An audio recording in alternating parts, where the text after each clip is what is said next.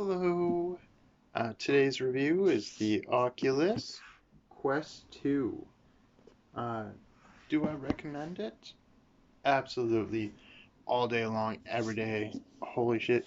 This is like the greatest fucking VR headset ever. And like, I'm a big Sony fan, and I have the Sony PSVR, and I don't have the Oculus Quest 1. So any sort of comparison I make is actually going to be to that, and in a minute. Not the point. Uh, Why do I recommend it? Well, quite simply put, everything about it is just great. Like, even the box, as simplistic and relatively sleek as it is, it houses the whole thing. It's got a bunch of these little molds right here, as you can see, that hold everything perfectly in place. And I can't express enough how easy storage is because of that. I just slip it in the box, and then it literally goes right over here. I don't face cam a lot. Not the point. Anyway, that's why I like the box. But what about the headset? Well, the headset itself is actually also just splendid. Instead of having only a singular camera, it has four cameras, singular in comparison to PSVR, which has one camera externally, usually across the room. They recommend 5 to 7 feet, and has absolutely kind of shit tracking, depending on what you're doing and what you're playing and how you play. I'm gonna get there in a second though. This one has four in one in each corner, as you can see there. And so it's as long as it can see you, it will be able to track you. So far, I've had very, very, very little issue. There was like once or twice where I held one of the remotes behind my head, out of the frame, uh, that it started to like get a little glitchy, but basically minimal. Um, the graphics on that, as far as what I can tell, they're really clear. They're like really clear, and the draw distances have been pretty damn far as well. Usually, like even in the same room as something on PSVR, it's still like muddled and really hard to read, like just from across the room.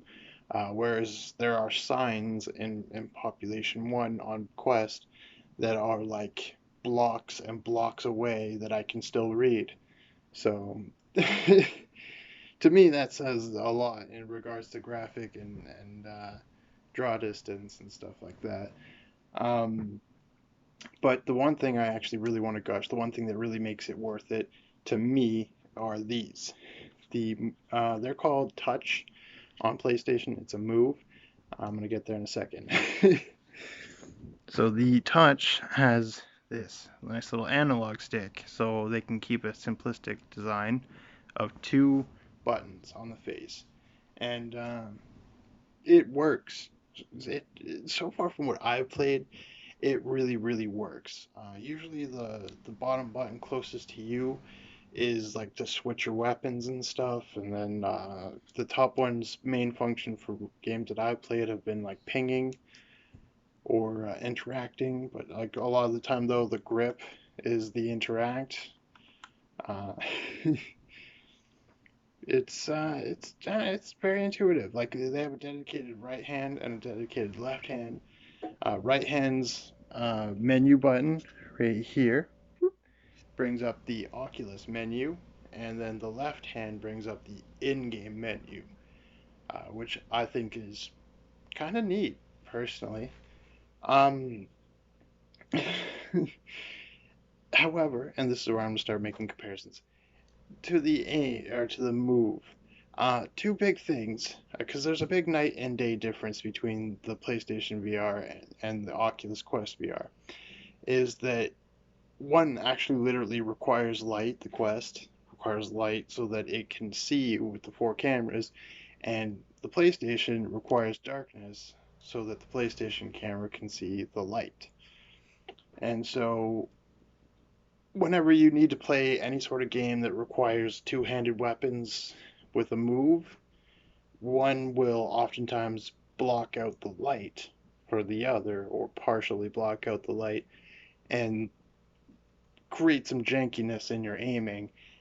And they solved that.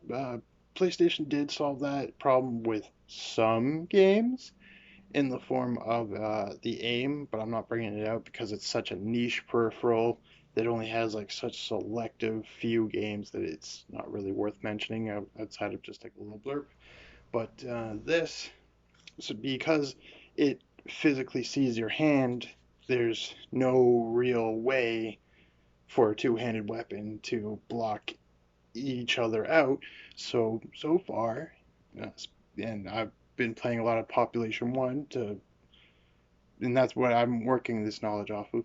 Um, Tracking's been great. Tracking's just been phenomenal. Anytime I need to raise a rifle up and just dip or raise or spin it around or and then on top of that, because the cameras are on the headset and not across the room, if, for example, I needed to get somebody behind me and I think that I can physically turn and stop better than I think that my analog stick can turn me and stop, I can do that. I can just.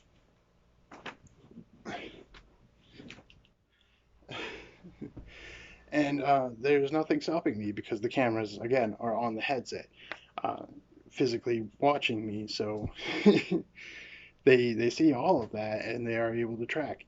Whereas with this, I'm limited by the turn buttons usually being down here or up here. It varies from game to game. There's very little consistency. That's another big problem with these motherfuckers right here.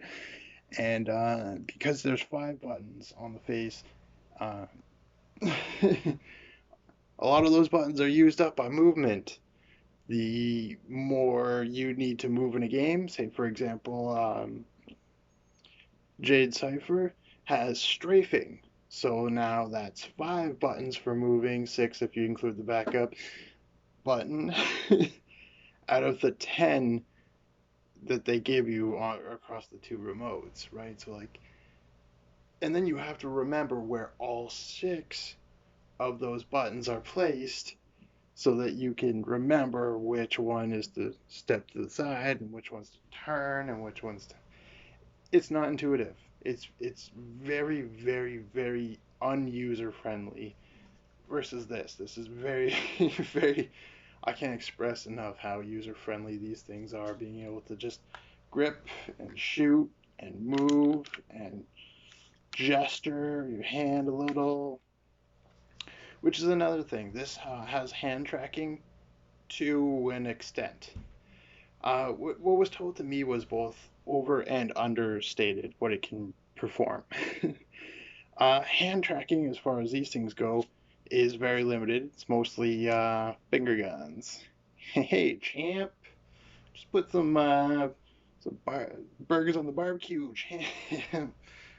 That loser ass like, yeah, that's a lot of what you get to do. I was kind of hoping for a little more of, you know, but I guess that wasn't an option. I'm a little sad about that. I'm not gonna lie, but I can still have a lot of fun with what it does give me though. Uh, and frankly, this really only gives you a balled up fist and open palm. That's so yeah. I hope that was helpful. I hope that was informative in any way, shape, or form. I hope that